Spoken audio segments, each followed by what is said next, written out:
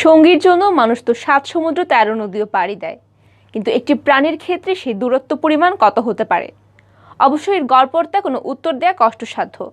এক এক প্রাণী তার সঙ্গী খুঁজতে এক এক রকম ত্যাগ স্বীকার করে।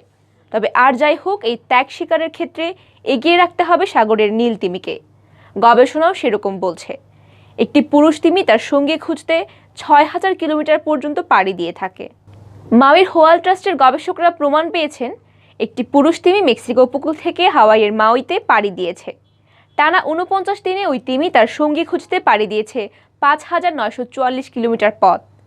প্রজনন মৌসুমে তিমিরা সঙ্গীর খুঁজে যে দূরত্ব অতিক্রম করে বলে এতদিন ধারণা করা হতো তা পাল্টে গেছে। এখন মনে করা হচ্ছে তারা মানুষের ধারণার চেয়ে অনেক বেশি দূরত্ব অতিক্রম করে থাকে। সঙ্গীর খোঁজে প্রায় ৬,০০০ কিলোমিটার পর্যন্ত পাড়ি দেয় কিছু তিমি। সম্প্রতি নিউ সায়েন্টিস্ট ও ডেইলি মেইল এই তথ্য জানিয়েছে। গবেষণায় নেতৃত্ব দেওয়া জেমস ডার্লিং বলেছেন, যখন আমরা এটা জানতে পারলাম নিজেরাই বিশ্বাস করতে পারিনি।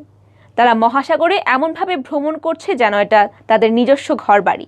যে নতুন তথ্য পাওয়া গেছে তা তিমিদের সম্পর্কে আমাদের ধারণা বদলে দেবে। হাম্পব্যাক তিমিকে প্রায় সব বড় সমুদ্রে পাওয়া যায়। উত্তর প্রশান্ত মহাসাগরের তিমি গ্রীষ্মে থাকে আলাস্কা ও কানাডার দিকে।